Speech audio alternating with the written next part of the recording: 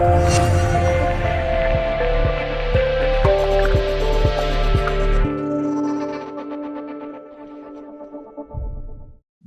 Casteillo, welcome to Being. Thank you for being here, brother. Thank you for welcoming me, Patrick. Yes, Pleasure to be with you. I'm very, very excited about this conversation. This is the first time we've met, but I've sort of been following your content online for some time and resonating so deeply with the work that you're doing in the world. It's giving me chills just thinking about it right now. So we've been in contact and finally found the time to connect. So I'm really excited to dive in and hear about what you are doing in the world, my brother. So I guess we should start right at the beginning for people who aren't familiar with your work. You have an initiative called the New World Together, and you sent me an abstract of the research you're doing, and it is just incredible, the articulation and how much it mirrors actually my mission and what I'm doing in the world. So I have some hope that this could be the start of a beautiful collaboration, but at the very least, it'll be a fun conversation. So maybe we could start about what exactly is the New World Together? What is that initiative? So New World Together is a research and education platform.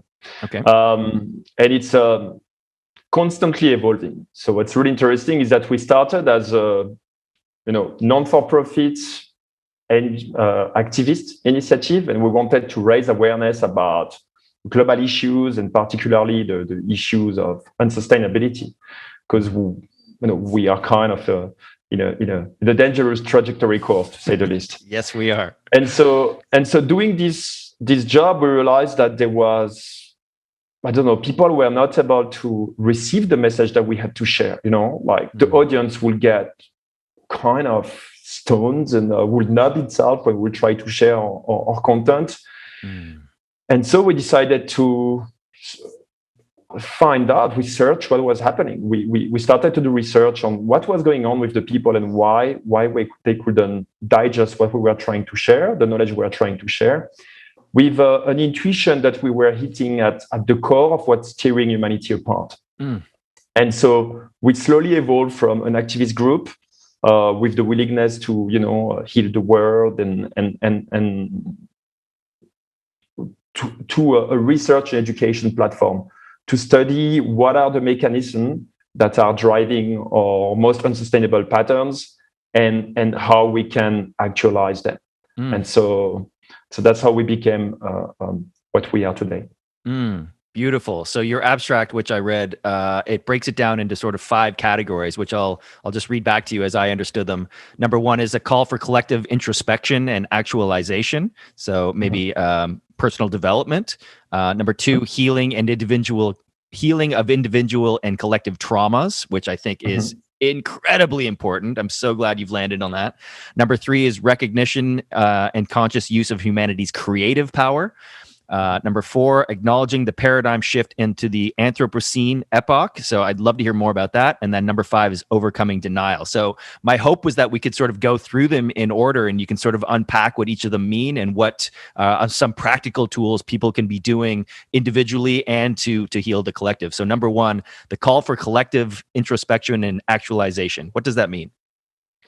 So basically what we are in a situation in which the choices we make, the behavior we have is not sustainable. And that manifests in our reality in the form of, an ecological emergency, social inequalities, an impending economic crisis, geopolitical tensions, polarization, etc., etc. So it takes multiple forms. But if we look at the commonalities, it all go back to our individual and collective choices. And so if we want to change this, make new choices, better choices that will allow us to become a sustainable species, we need to introspect. We need to look at what are we doing? What are we seeking for? What are we trying to manifest? What are we trying to achieve? And so what I'm talking about here is that the global crisis of sustainability in which we find ourselves is in fact a collective call for introspection. And what means a collective call for introspection is to look at what we are not conscious of. What is happening below our level of awareness, inside, not outside. What I've observed is that the biggest tendency right now on the surface of the globe at our current level of consciousness is to try to address externalities. So this is how, for example, we're going to have some I think it's Jeff Bezos, for example, is like, yeah, I'm going to put $1 billion to fight climate change. Right. But like, we don't recognize that climate change is a symptom Yes. of the crisis, not the crisis itself. It's just one among many symptoms, because another symptom is deforestation. Another symptom is overconsumption of resources. Another symptom is growing inequalities. Another symptom is famines, while in the meanwhile millions of tons of food are being wasted on a daily basis. So like, we have to look at this not as problem to fix, but as symptoms of the problem to fix. And where is the problem to fix is inside of us, because all these problems are a result of poor choice making at the collective level. Yes, I totally agree. I think even a deeper level than that is choice making depends on making sense of the world. So being able to sense make as a collective and as individuals is even a step below the choice making. And something that came up for me just when you were speaking is I totally agree. Introspection and actualization are completely necessary on the individual level and the collective level. But what would be the motivator? Like convincing somebody like a Jeff Bezos that he has to go inside and introspect? What's the motivation? Okay, so let's imagine unsustainability pushed to the limits, right? Yeah. What do we have? We have a civilizational collapse. Yeah. A civilizational collapse, global scale civilizational collapse, that means like mass migration, wars, epidemics, famines. I mean, that's a shitty scenario, right? Yeah. And if such a scenario manifests, what is the tendency of people right now? They will look for, somebody to blame. They will look for a scapegoat. Who is going to be the scapegoat? Right? Isn't this going to be all these people who are in power right now, all these billionaires who are supposed to contribute to make the world a better place, but are too busy making more profits out of their profit? So they really have to understand that this is about their legacy, this is about their future, because if we really push unsustainability to the limit, this is going to backfire. And no matter if they have, a luxury bunker in some kind of paradisiac island, I mean, the consequences of a global collapse are unpredictable, and they will eat them back, because these people have been on the spotlight as, the leader, those who were making the trends, and so people will be very happy to have them as scapegoat to turn against if really the shit hits the fan seriously. So the motivator that they should have, survival, future. I mean, this is an existential threat. Yeah. And money is not gonna be a guarantee of anything, because a civilizational collapse means also a collapse of the financial system. Yeah. So nobody knows, how it will turn out. But I am pretty sure that people will be very happy to have all these rich people as scapegoat to blame. Yeah. For that fiasco. What's the good of having a scapegoat though if we have an uninhabitable planet? Absolutely. The question that comes up for me is that this billionaire class, we're sort of assuming that they have a sense of empathy, or they have a sense of wanting the world to continue in the form that it is, much like you and I do. So why wouldn't somebody like Bill Gates or Jeff Bezos use their wealth to, instead of pushing vaccines and trying to make a profit, why wouldn't they, go to eradicate hunger or to help climate change or whatever it might be that they could do, to solve water cleanliness in Africa? They could do that overnight, but they don't do it because it doesn't make profit. Right? Yes. So I think we have to, from my point of view, it's important to go a little bit deeper, which means on the unconscious mechanism. Yeah. And of course, I wouldn't, be like, say that this is valid for everyone, but at least it's a tendency.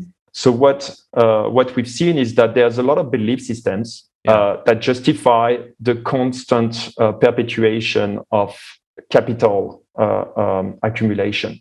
And notably this belief that when you get rich, other people naturally benefit from it. It's this narrative of the invisible end, etc. Right. And so for these people, actually, recognizing that this is not working will be recognizing that they are living a lie and that they are not the hero that they want to see, but that they are absolutely part of the problem, and that their behavior and beliefs have been part of the problem too. So this is, for somebody who's on the top, at the peak, this is a major shift, right? Yeah. Because you go from a belief system that tell you that you're a hero, you're a super successful guy, to a realization that gets you into, damn, I'm actually part of the problem, and my behavior and my belief are an existential threat to the survival of humanity. Yes. That's an ego kill, right? I mean, somebody who has that realization go from, wow, I'm the best, to I'm the worst.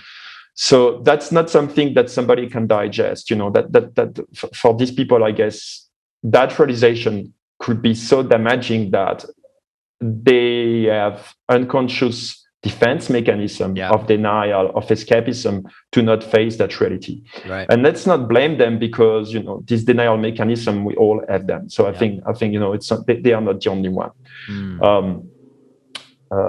We're almost jumping to the fifth research about the denial. So I don't want to expand on that. But basically, what we found is that the situation of unsustainability is so overwhelming and so challenging to our narrative, to our belief systems, that we are collectively in a state of denial, not to face it. Yeah. And that overcoming this state of denial is probably the first step to becoming a sustainable species. But it implies a huge transformation of our worldview, our beliefs, and that transformation implies moments of discomfort, moments of having to face our shadow, basically. Yes, our individual and collective shadow. And I think that's the reason most people don't do this work, is because it's painful and it's uncomfortable and it's unsavory. But I completely agree that the path to solving our solution or solving our problems has to start on the individual level and then echo outwards, ripple outwards. But what came up for me when you were talking right there is one of the reasons that keep people are stuck and feel paralyzed is that they feel powerless, because you think about these big global problems and they're like hyper objects. They're way outside of us. We can only conceptualize them. We don't see climate change with our own eyes. We don't see thermonuclear war threat with our own eyes. It's a concept. And so having any power over controlling it or changing it feels well out of the realm of it. So we just do nothing. We're just like, okay, I'm just gonna, use alcohol or Netflix or whatever it is to numb out because I feel powerless. Right. And so part of my mission, and that's why I resonate so deeply with you, is no, each of us is incredibly powerful. And if you start taking control and responsibility for your own shit, investigating your shadow, investigating your limiting beliefs, and starting to heal that stuff, that's how we change from the bottom up. So we don't need the power structures, the top-down authorities to be spearheading this effort. We can do it from a bottom up, but it's going to take many of us doing this work. And I believe many of us are doing this work almost to the tipping point. Would you agree with that? Yes, and I think an increasing number, because more and more people are realizing that the trajectory in which we are on is not going anywhere. Yeah. What I would say about this is that what is really important to understand is that we're all part of this universe, right? And in this universe, where we realize, and by the way, it's interesting that physics, even Newtonian physics, did not recognize that, is that everything is interdependent and interconnected. Totally. And the law of attraction is sufficient to recognize that. Right? This is how the universe works, right? Yeah. It did. And so, because we are, everything is interdependent and interconnected, it means everything we do has an impact. Yes. Everything we say, and it's not because we cannot see the impact that it has, because we don't have the sufficient level of consciousness and perception to do so, that it does not exist. Right. So the belief that we are powerless is actually a delusion. Yes. Totally. And it's probably come to, a fear of accepting a responsibility, and what it implies as human beings, which means that, we need to be mindful about what we are doing. And, we are growing in this culture, the Western materialist, individualist, consumerist culture has promoted a certain form of carelessness and apathy, Yes. It's just about, it is as if, like, we are being told to not care about anything, that the world doesn't make sense, and that that's the way it is, and there's no need to ask a question, and that religions are there if you really want to find some sense. And so, and so we haven't recognized yet the nature of reality, and as a result, we have this incapacity for sense making and this feeling of powerlessness that makes us feel overwhelmed over something that's definitely over our head if we think as individuals, but completely achievable if we think in terms of collective and society. And so the importance here is to recognize that the individual, the collective, and the society are interdependent and interrelated, and constantly co-creating a reality. And so we are taking part in this process of creations, and what we do and say matters. And it's delusional to believe otherwise. It's not recognizing what reality for what it is. Yes, exactly. And I think you're hitting the nail on the head, because we've been taught, especially in Western culture, that the individual pursuit, your benefit at profit at all costs of the individual, right? And that's inherently an ego trait. It's an egotistic trait. And so we've crawled into this shell of the ego where we've separated ourselves from our common man, from nature, from the environment, from the universe, from source energy. And we're in this illusion that we're by ourselves and not interconnected. And so what we do doesn't matter, or we're powerless. And so I completely agree that collective introspection and actualization of your personal power is fundamental to making changes in the world. So that's amazing. Yes. So this brings us beautifully to number 2. So healing of individual and collective traumas. What does that mean? So basically, we have this traditional belief that traumas is some kind of terrific experience, like a major accident or a rape or something like that, and so that therefore trauma is exclusive to the people who've been through this kind of experience. And this belief is to me really coming from a misunderstanding of what trauma is, and that's how trauma is widespread in our society and in our world. So I'm going to redefine trauma here So a trauma is an experience in which we have to go through a lot of negative emotion, generally fear, and that is registered in our body as the presence of danger. It's like something is dangerous, you got to be careful about that. And we integrate this memory, and the purpose of trauma is to perpetuate the survival instinct. Is to say, hey, this is not safe. You gotta survive. Right. And so what I link with the survival instinct personally is the ego, right? Is whatever. So we all experience trauma, and sometimes it can be very subtle thing, right? It can just be when you were a baby, you were crying, you were hungry, and you didn't hear your parents, and you felt that you were getting abandoned. You got the fear of being abandoned, and because you know instinctively that if you're not gonna be taken care of, you're gonna die, right? And so that can already create a trauma. Oh my God, if I'm not being listened, I might die. Right. So it can be very subtle things, but because we've not recognized them, we are not aware of them. And there's not only individual trauma, there's collective traumas. So what we did not recognize is that our ancestors, and still us to a certain extent, have been through a lot of collective traumas. So what is a collective trauma? A war is a collective trauma. A pandemic is a collective trauma. A famine is a collective trauma. Slavery is a collective trauma. And so collective traumas are distressful events that affect an entire community, an entire group, an entire society, potentially the whole of humanity. The thing with that collective trauma is that they are often the most impactful because of their, of their scale, because of their size. And yet they are the one who are ignored because they become normalized. Right. Their effects become integrated within society, within the cultures, within the collective belief systems, within the narratives of society. And so their impact become normalized and we become completely unaware of it. Another thing that is not well known is that traumas get transmitted from one generation to another. Yes. they are not, it's not like, oh, the trauma of my parents, no, they get transmitted. It's transmitted to at an unconscious level at this stage because we are not even aware that they exist. And so the impact of collective traumas is reflected in our society a lot, and we are not aware of it. So what we found out personally, and is that right now humanity is in an unrecognized collective state of PTSD.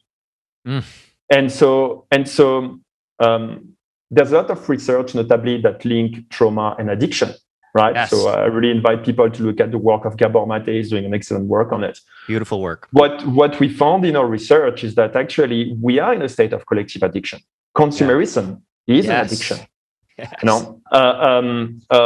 And we have an addiction to our cultures, to our religions. We have an addiction to our individualist consumerist society. We have an addiction to our nations and to all the systems that we've put in place at the collective level, which means we don't even know how to operate without them. We are. And so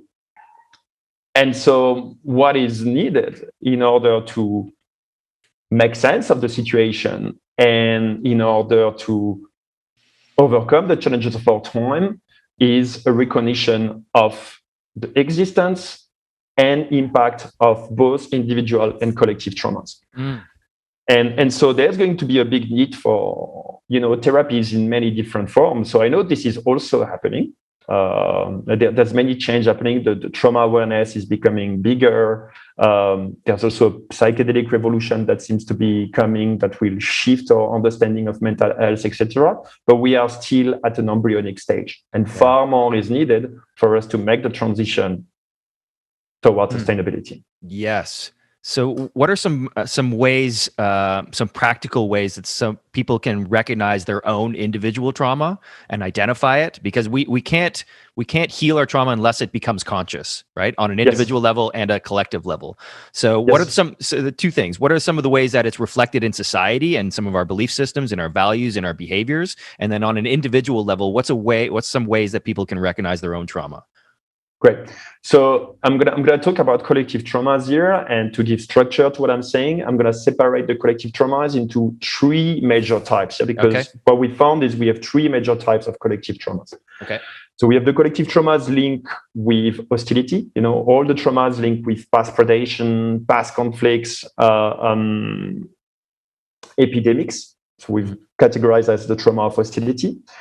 And generally what comes out of this trauma is the willingness to dominate and control, is the pattern of trying to control. And how it manifests in our society, for example, is, like the social construct manifested out of this willingness to control nations, who have dominions over their territory and citizens and generally try for more, are embedded into competition for geopolitical power. So that would be the first type of trauma, together with the pattern to dominate and control. The second type of trauma that is very widespread is the trauma of scarcity. Right, with our ancestors, they've lived in situation of severe deprivation, and so how it's being responded to is with the need to compulsively accumulate more and more. Right, so there's a big link between greed and the trauma of scarcity. Right.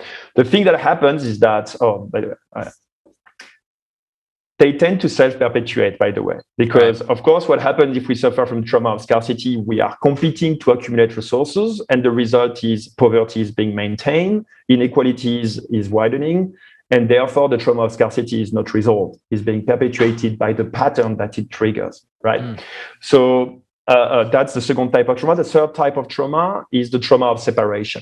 For a long time, those who were rejected by the group or who could be challenging authorities a bit too openly will get rejected, persecuted in ways that were life-threatening. Right? I mean, our ancestor did not joke. You will get killed in the public space. Right? Yeah. So these traumas are deep-rooted in the collective unconscious, to which we are all part of. Yeah. And so if we want to acknowledge this trauma, we simply have to be a bit introspective on the patterns that we developed. So for example, if I'm constantly seeking for the need to be validated and I don't allow myself to say what I truly want to say, or if when I'm trying to speak from my heart, I have a shaky voice, and it's becoming really hard. I struggle to find my voice. It is very likely that, the trauma of rejection, separation, whatever we call it, is impacting me at the moment. And so when I'm trying to speak my mind and to speak my truth, my fears activate. And so that's one point. See, for example, I have any type of addiction to money, to power. If I cannot quit my job because although my job makes me feel miserable, although I know that it's not who I'm supposed to be, or I know that it's making the world a workplace, but I'm too afraid to quit it because I'm like, how would I survive without my job? Right. Despite having sometimes a lot of money in the bank account. That has been me for years. By the way, I'm talking about my personal experience. Yeah, right? Many people, I would say. I was making lots of money, but I was so afraid of leaving my job because I was like, how I was going to survive. Yeah. And so that's probably because you are affected by the trauma of scarcity and the fear that goes with it. Right. And then last but not least, if you as an individual, you realize that you are constantly seeking for control or quickly engage into territorial conflict or tense argument, it is very likely that it is related to the trauma of hostility, and basically we are unconsciously trying to achieve dominion over others, and control. And so that's for I'm talking here about the most widespread traumas, those who are normalized. Other than that, how one can identify trauma is if you have any compulsive behavior that is destructive to your life or to other people around you. I would say it is a guarantee that there is a trauma behind it. And so how do we overcome trauma? Well, first, I think the first thing is to not be too dramatic about it, right? To be self-compassionate, because we are all affected by it.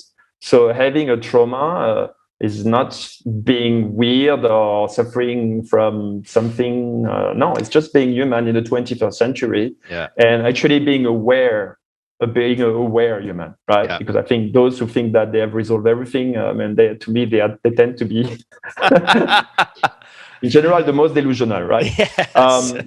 And so then the change that we have is that we are living in a world in which therapies are increasing in numbers, in forms, and so the next is to be curious about meeting yourself and meeting your pain. And starting to look around you, what are the services, the offers that are, and starting to get in touch with the people who are simply doing the work, entering in contact with these communities and starting your journey. And there's not one way to heal trauma. There's just so many ways. And what's important is not the best way. It's the way that works for you. Yes. Right. And that's the best way. And that's very subjective. So some, method that can be really good for someone might just be average for somebody else. Yes. And so there's a little bit of experiment to have. And what I see that there's more and more methodologies and practices. But awareness is the first step. And we are far to be where we should be if we wanted to take the problem as it deserves to be taken. Beautiful articulation of trauma and its different forms. It's important to understand and to digest those so you can recognize when they're showing up in your life. And what you said about it takes a sense of courage to look at your own vulnerability, because we've been programmed in the West, especially, that vulnerability is weakness. Being in touch with your emotions equals weakness. And when we're in this scarcity, competitive capitalist society, any weakness is going to diminish our competitive advantage. And so we've been programmed not to look at our own trauma or our own emotions, right? And so the first step is, and this is part of my mission and what I do, is create safe spaces so people can go into their personal inquiry and really discover what's going on the inside. And because the first step is bringing to your awareness what is going on. And so it can be healed, it can be transmuted, it can be replaced, whatever it needs to happen. And so I encourage anybody who's listening that vulnerability and stepping into that place, although it can be painful, it is the path to your personal freedom, and it is the path to healing yourself and the world at the same time. So personal development and healing trauma, amazing. Absolutely. Yes. Excellent. Okay, this is amazing, Benjamin. I'm really enjoying this. I'm so excited about your mission, and I think there's so much value in this. Let's continue. Number 3 is recognition and conscious use of humanity's creative power. What does that mean? Wow, that's a big one. Yeah.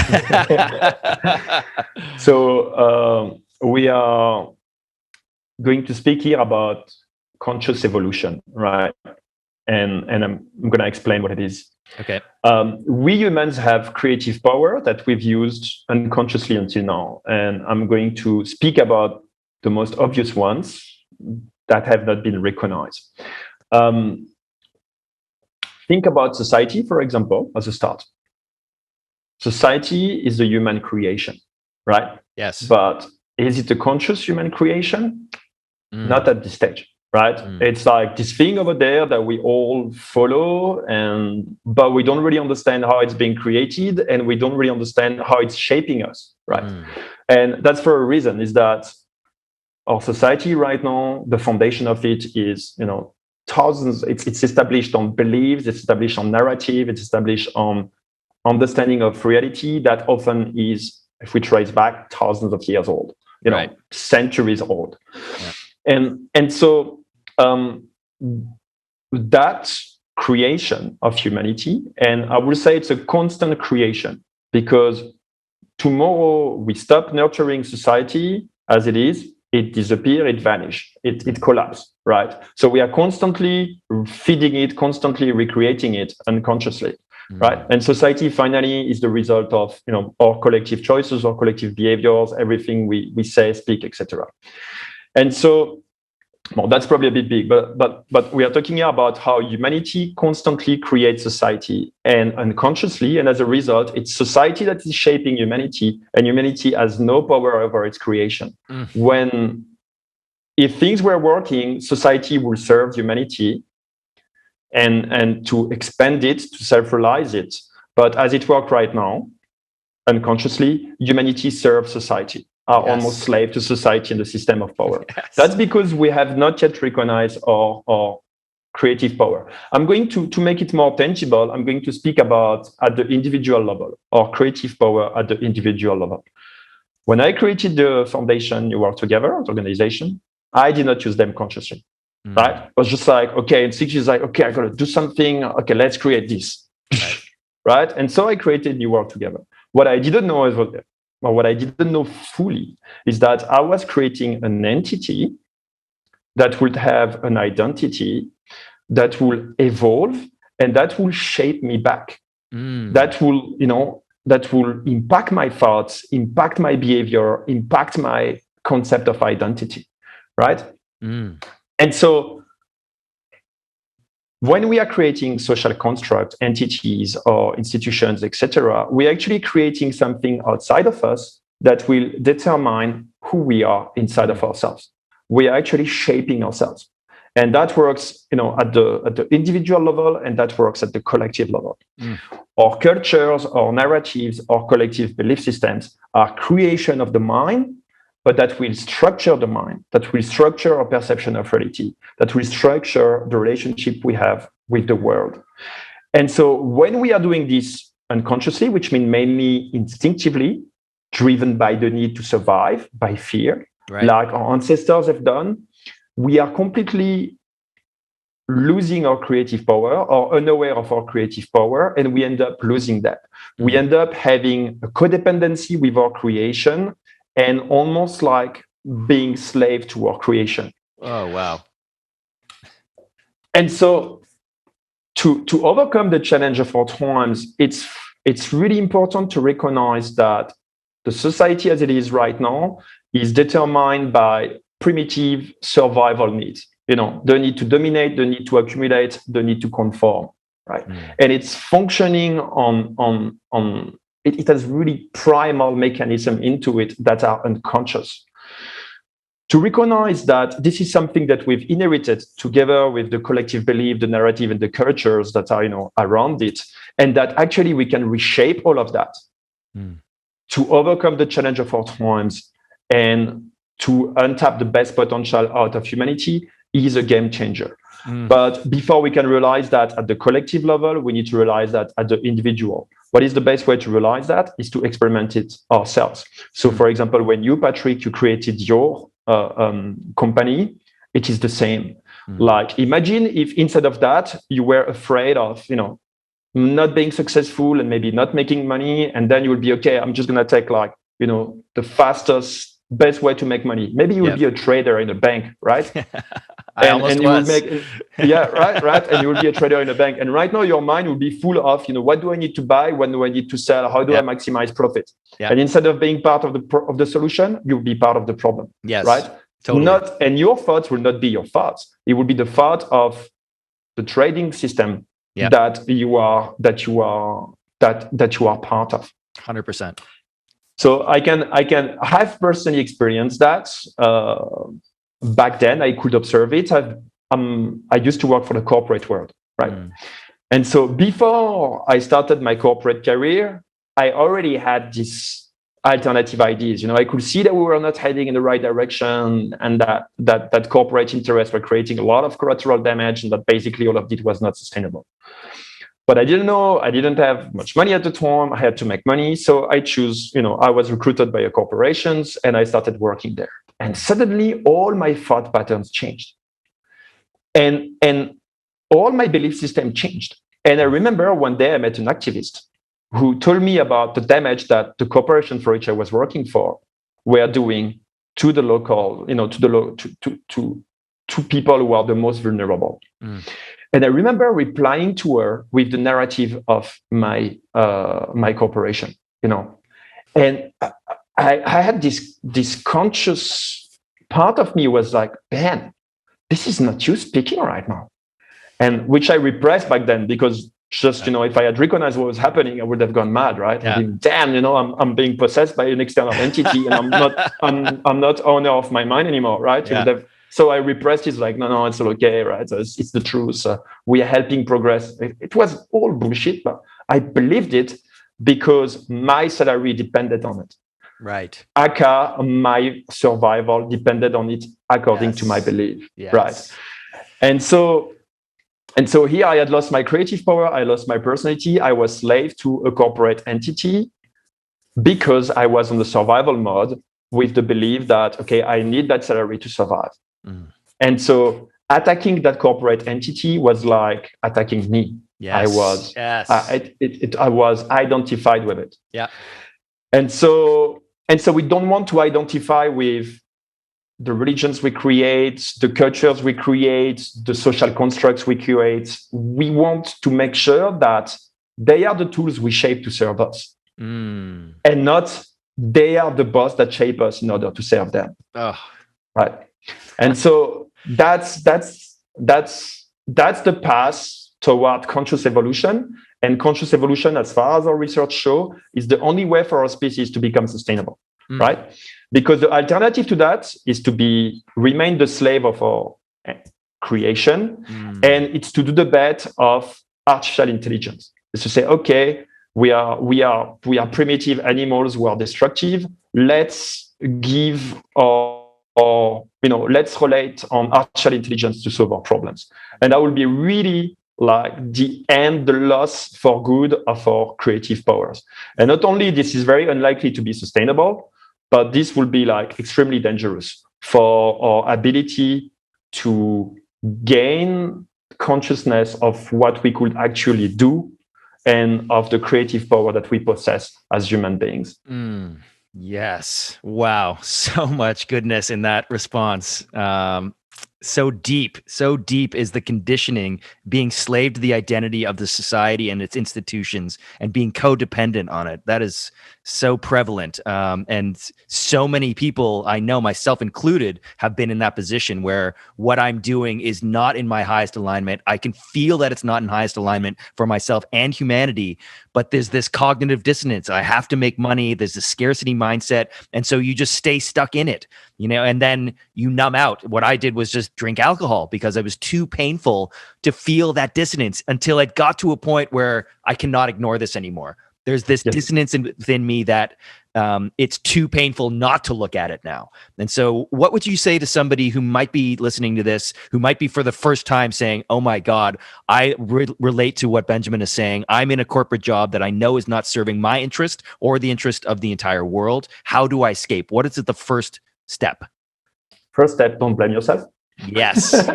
No guilt trip, no shame trip. It's all good. It's not your fault. I mean, so the point is like, okay, no blame, no shame. It's all good. We are all humans. We all do our best. And if you have that realization, well done. Consciousness popping out, welcome it.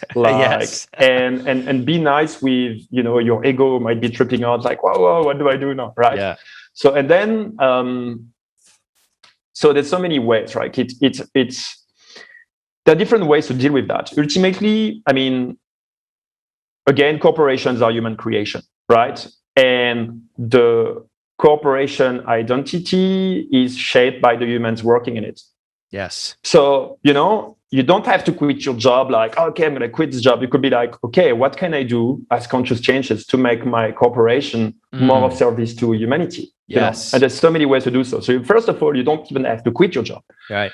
Then unless it's really make you feel miserable, there's nothing to do. But the first thing is that, maybe I can do something to, shift the culture of that corporation in the right direction, being a bit less of a, profit at all cost machine. Yeah. And then second is take your time to digest that, because you don't want to, take a decision on an emotional burst. Yes. And look at what are the options available to you. Don't go back into denial. Don't let this disturbing feeling of cognitive dissonance take you back into denial, because it's not going to work in the long term, right? Yeah. So anyway, it's gonna catch you back. Yeah. So accept reality as it is. Okay, like we are part of a system that's dysfunctional and that needs to be transformed, and that we can all play our part with it. Yeah. And then you can decide, for me, the two options, if you want to be part of the solution, is either, you engage into whatever you can do to transform this entity from the inside, its culture, notably maybe by raising a little bit awareness about, the situation and the unsustainable path we are on.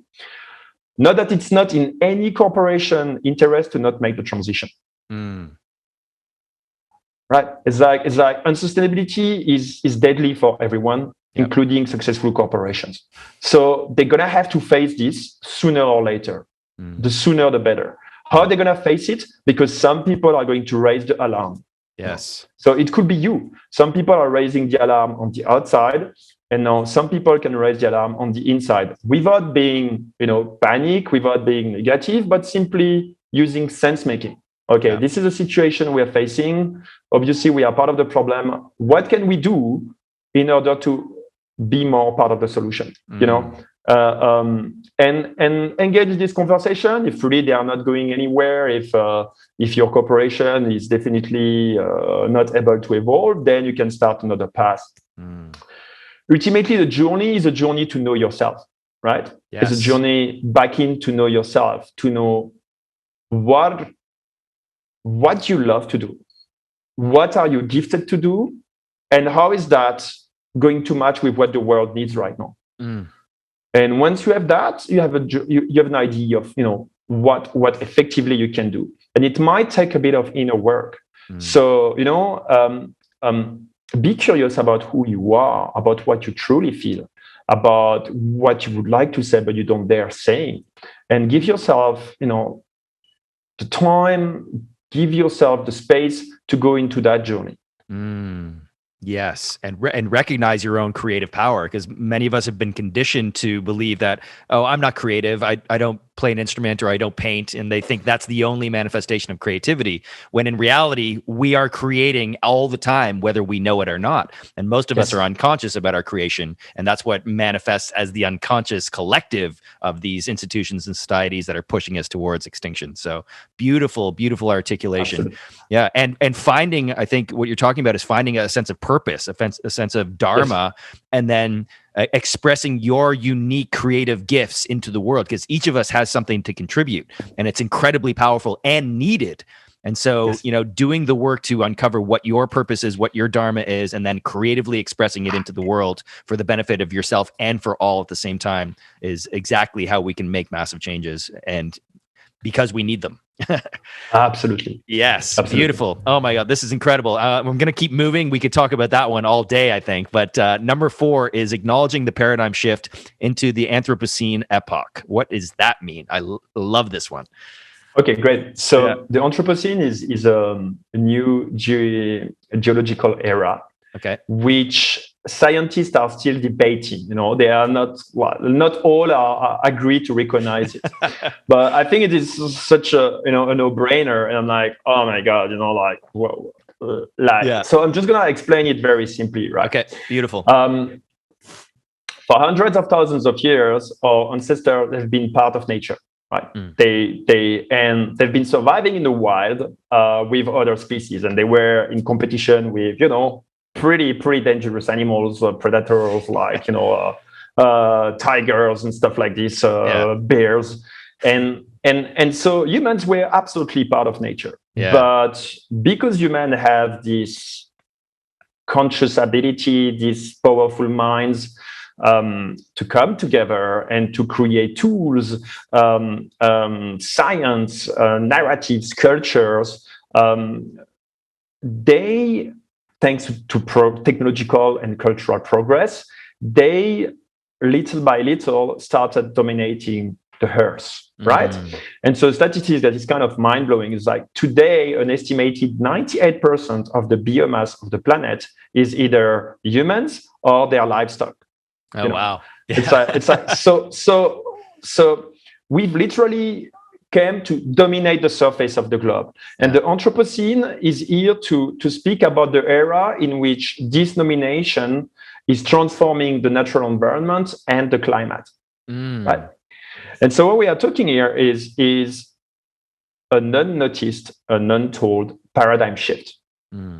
Because this is a complete game changer. Before the Anthropocene, we have to fight to dominate our environment, which is dangerous, right? We have to fight with rival tribes. We have to fight with predators. We have, and life is a constant battle for survival. Yeah. Give you an idea, like in the Stone Age, which is, it's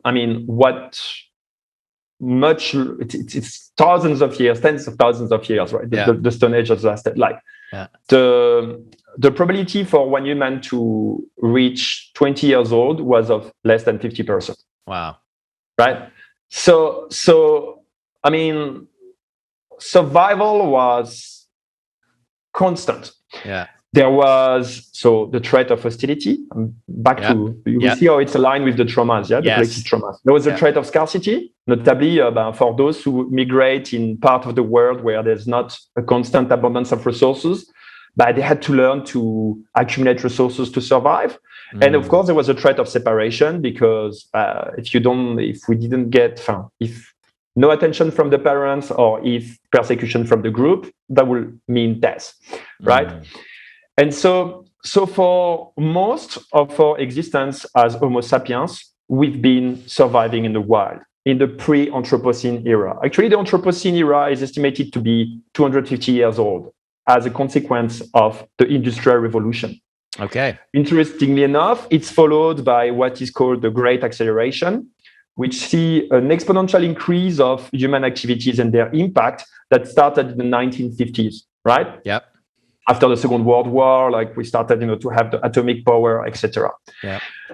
And so there's a real correlation between the entrance in the Anthropocene, the Great Acceleration, the overshoot of our planetary limits Yep. that has started to happen in the 1970. So overshoot of the planetary limits doesn't mean that we are falling out of the it's just that our human impact is superior to what the biocapacity of the planet can sustainably take. Right? That's the overshoot. Right? Yeah. And so the overshoot started first recorded around 20 years after the Great Acceleration. So there's a correlation between all of this, right? Yes. And so what we see is that right now the crisis of sustainability is due to the fact that we entered the Anthropocene, but which implies a change of behavior to start to behave as the steward of the planet that we've become. Mm-hmm. Start taking care of the garden instead of fighting over the turf. We have a need for that, and there's a conflict between the need for that and the primal survival instinct that we've inherited from hundreds of thousands of years of evolution, which was about fight to dominate, compete to accumulate, and conform to be validated. And so we have to recognize this new era. We have to recognize its implication, and we have to recognize the change of need that we have. We don't need to, dominate our environment anymore. It's already done. All we are doing by perpetuating this need is fight each other, maintain a rivalry dynamic that is increasingly unsustainable with the increasing destructive power that we have. Yes. Due to technological progress. We don't have to compete to accumulate more resources compulsively. We have to learn how to share them. We don't have to conform in order to be validated. We have to start being authentic and speaking our truth so that we can trigger the conscious change that needs to happen. And so there are new needs related to the era in which we have entered, and to recognize them, we need to recognize that era, the Anthropocene and the Great Acceleration in which we are full on right now. Yes. So the way I understand it is the Anthropocene is the era in which human beings are directly impacting our environment in a way that is pushing the planetary limits.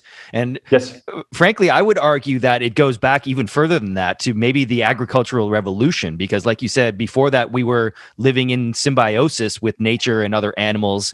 Like the more our capacity for hunting grew, maybe the tiger got a little bit. So we were in evolutionary balance. And then we started cultivating crops, and that gave us space and power to shift our energy and to develop our consciousness in beautiful ways. But also there was a decoupling from the symbiosis with nature and the natural evolution that led to civilizations which are out of our evolutionary environment and led to traumas and the proliferation of these societies and institutions. And now we've come to a place where we have exponential technology, where it was said by one of my mentors, Daniel Schmachtenberger, I'm sure you're familiar with. He said, we have the technology of gods, but we don't have the love or wisdom of gods in order to be stewards of it. And I think that's the problem where we're at right now. And that trajectory leads to extinction. The other thing that came up for me is the idea of values. You're talking about not needing to accumulate more and be in competition, but it's this programming into our society of values of, okay, well, I need to put food on my table right now. And so if there's a whale in the ocean that is going to affect the environment, but it's going to put food on my table, I'm going to do it, because if I don't do it, the next guy is going to do it, and so that whale's going to die anyway. It might as well be me, right? So everybody having that mentality, 7 billion people, leads to extinction again, right? And so it has to be a shared value. What do we value at the core? And it can't be just profit at all costs while externalizing the harm. We have to reinvent our values, and basically all of our institutions, governments, monetary, economic, education, all of it has to be revamped from the bottom up. And why I resonate so deeply with your work, I completely agree that it has to start on the individual level. Introspection, actualization, healing of trauma. These are things we can do as individuals to create a bottom-up cultural revolution that will change the systems from the bottom up by obsoleting the old ones, right? Rather than trying to fight the old paradigm and, wasting your energy. So absolutely beautiful. Do you have something to reflect? Yep. Yes, I wanted to add something. You pointed at a systemic dysfunction that we have, or society dysfunction. Great. Is what we see is a trauma-based compulsive pattern of constantly accumulating more, willing to have always more wealth. Yeah. And this should be sanctioned by the system. There should be that's toxic. That's like a drug addiction. That's damaging to society. Yeah. But as the system works right now, it tends to reward it. Right. Those create the billionaires that we have, and plus they are able to afford the brains to the lobbying capacities to fact politics decision makings. And so this is a major systemic dysfunction within the reward system. It's like we have a trauma-based addictive behavior that is rewarded by the system instead of being pointed at, and corrected. 100%. 100%. If you make $100 million and you're killing the environment, you go on the cover of Forbes. Yeah, that's how it's celebrated in our society. Yeah, so, and we don't even speak about the fact that you're killing the environment. We're gonna say, I don't know, it could be Coca-Cola, for example, is constantly. I've studied in a business school. I mean, Coca-Cola is considered as the model of marketing. Like, oh wow, amazing business, the gold standard. Bad for the environment, bad for health. It's a poison to our world, but we look at it as a success story. Yeah, because we're optimizing for that one metric, the value of money and profit, right? And so from that perspective, yes, it's a success, but look at all the externalities, and that's unsustainable when done at scale. So beautiful. Okay, Benjamin, we are at the fifth and final talking point: overcoming denial. What is this all about? Wow, facing ourselves in our reality, a big one. Scary too. Scary. Yeah, that's scary because we're not used to it. And so I'm gonna point. You will see all of this relate to a lot of the subjects that we talked prior to this. Okay. So so let's talk about denial. So denial first. So let's define it. Okay. It's an unconscious defense mechanism in order to protect your psychological integrity. Okay. Right. And so we all have that. And so the aim is to protect ourselves from overwhelming feelings of shame, guilt, of thoughts that are disturbing. And so what I see with the collective crisis of sustainability, or the global crisis of sustainability, is that we are in a collective state of denial. Because facing it is bringing up everything that is dysfunctional in ourselves, and all the feelings, all the thoughts that are associated with it. So it's more than most can digest. And so naturally, unconsciously, we enter into a collective state of denial, which is very important to recognize, right? Because indeed, facing the ecocide,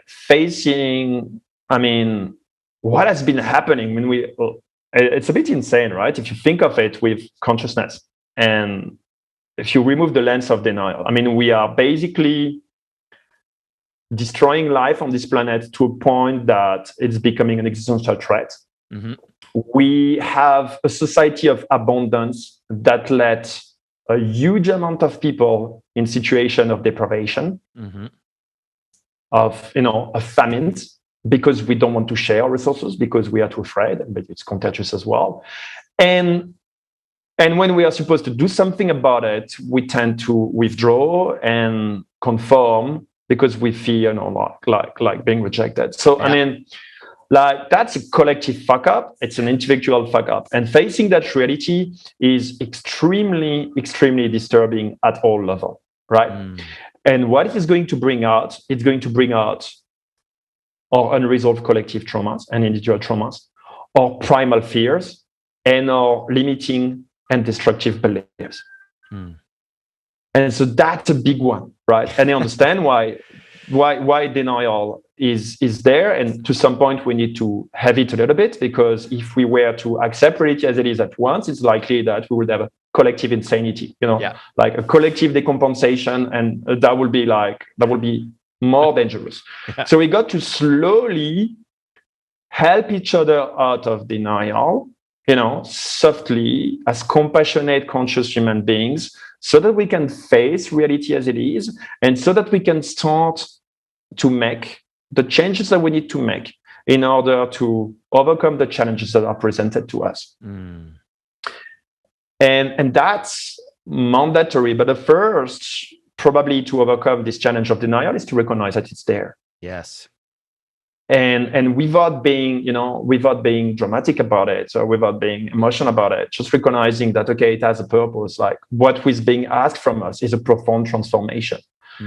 And making that transformation too quickly can lead someone to the psychiatric ward. Yep. I mean, I've personally, that's my journey, right? So I understand, that we need to go slowly with that, right? Because I made it out, I made it through, but many people get stuck, right? And so you don't want to be in that position.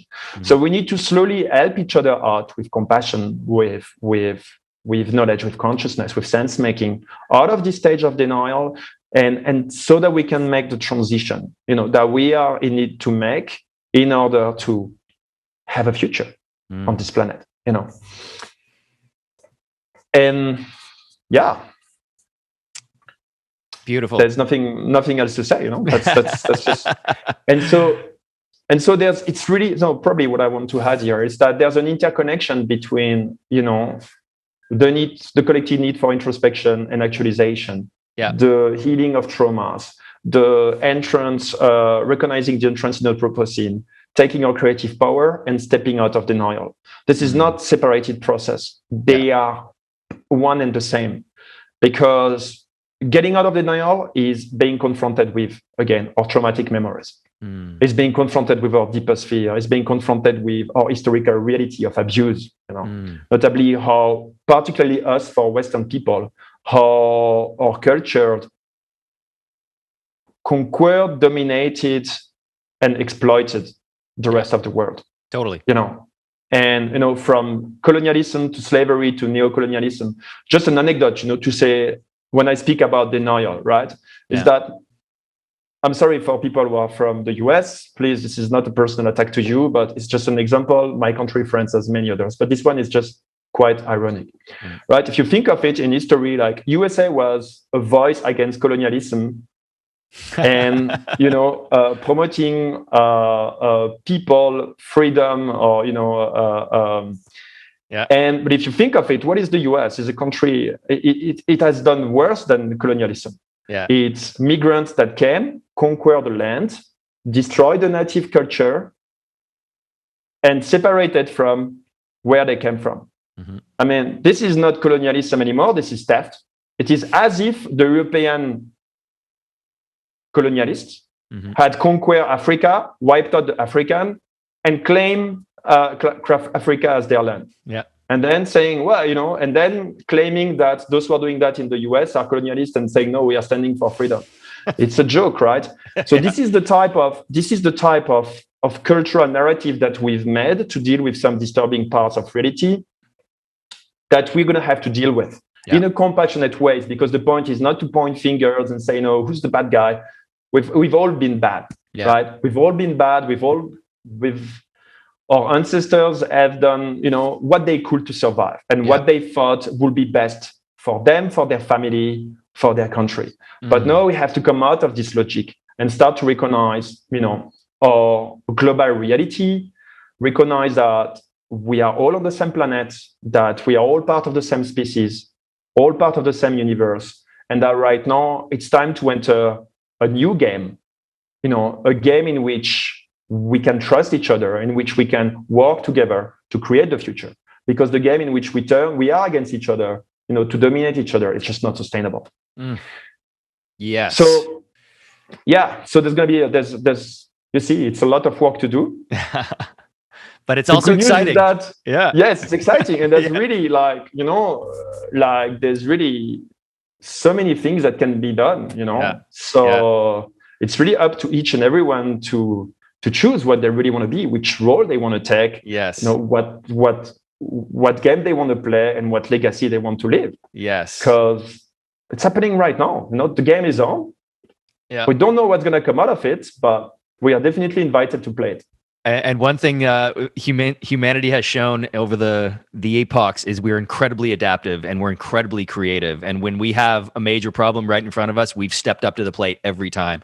And right now, it Absolutely. is our time of reckoning. We need a wholesale phase shift upwards in consciousness right now in order to overcome these issues. But I believe we're up to the task. And just like you said, taking responsibility, not from a place of shame or judgment, but taking responsibility, recognizing denial, recognizing trauma, becoming more aware, doing your personal work. These are things we can all do right now. And if we're doing this at scale, we can change literally overnight and we can overcome our major problems. So Benjamin Casteillo, this has been absolutely fabulous. Thank you so much for sharing your time, your wisdom, your magic. How can people who want to support you reach out? New World Together is your institution or your initiative. Yeah, How it's can our people support you? organization.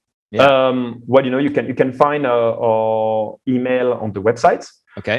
Just know that if you connect on the website right now, we are re-updating it. So the version that you'll find is the 2.5 years old version, not really telling what we do, but you're still going to find some cool stuff if you're interested in the subject. And you will find our contact there. We are still welcoming any type of collaboration. I mean, we understand that alone, no one is going to be able to make it. We're going to have to do this together. Yes. And the sooner we come together, the better. Yes. So yes. And as you say, I just want to add that, like yes, we are facing great challenges, but it's also such a great opportunity for evolution. Absolutely. For conscious evolution. So we really have to see the opportunity that we have, to solve a lot of the problems that we've left behind and to create something new and magical together. It's gonna take a lot of inner work, individual and collective shadow work. But it's definitely worth engaging into it because the potential is just amazing. And it's so rewarding. So rewarding. Yes. I think it's an incredibly exciting time to be alive, even though we're facing some major problems. Like there's no other time in the history of humanity I'd rather be alive. And frankly, I believe that all of us are alive at this moment to facilitate this conscious awakening. Right. And so if you shift your mindset away from doom and gloom into positivity or potential, this is incredibly exciting. We have the potential to create a world that is more beautiful, more abundant for everybody on the planet and have a lifestyle that is better than ever, like by exponential orders of magnitude than we've ever lived in the past. So yes, I'm incredibly hopeful. And thank you so much, Benjamin. I really appreciate you sharing your time today, brother. Thank you, Pratik. Thank you for welcoming me here and for sharing this important message. And thanks for the great work you're doing, man. I mean, that's we might be in a completely different part of the world, but it's the same. It's the same mission. Yeah, and this is what it's all about. You do the personal work, and then you find your tribe. You find other people who are on the same mission, and you start working together. And this is how we build from the bottom up. So yeah, this is amazing. Absolutely, fabulous to meet you. I'm sure we'll be in touch more, and we'll talk to you real soon. Definitely. All right, Thank Benjamin. You, thank you. Have a great day, man. You too. Bye.